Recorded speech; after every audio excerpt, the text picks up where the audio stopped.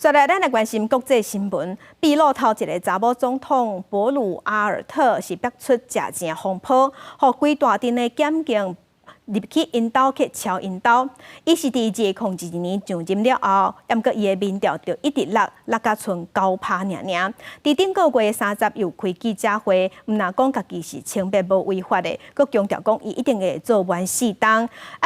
过当天就去主持新内阁成员的就职仪式。秘鲁新闻媒体3月中公布，总统博鲁阿尔特有几啊支计销真贵的劳力士名表，40名检警30大阵势以破门入去的方式进入伊的徛家突袭搜索，结果找出至少一支价值15000美金的劳力士表，甲包括5万美金的卡地亚破链在内的珠宝收藏，全部拢无正式申报。凭总统4300块美金的月入，博鲁阿尔特安怎有能力买起这些奢侈品，引起各界质疑。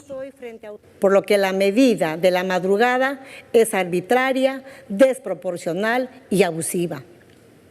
Esta situación es sumamente grave y afecta los derechos de mi familia, pero sobre todo afecta la gobernabilidad del país. 博鲁阿尔特迄天召开记者会，讲遐个贵重物品是伊辛苦工作得来的，也强调一定会做完4年任期，袂提前离开，也袂提前举行国会大选。劳力士门贪腐疑云引起内政部长、妇女部长等6名内阁官员请辞。博鲁阿尔特也随即找人报起哩，各地找伊举行新部长的就职仪式。Hermanas y hermanos,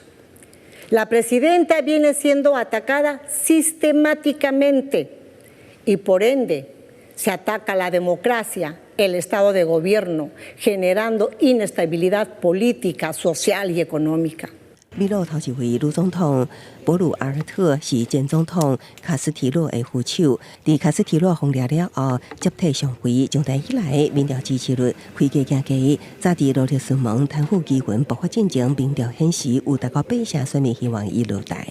即马支持率甚至飙到只剩9%，也毋过就算伊因为劳力士案方起诉，按照秘鲁宪法的规定，伊需要等到2026年7月任期结束，还是伊方单休落台，才会当开始进行司法审判。公司新闻王慧文编译。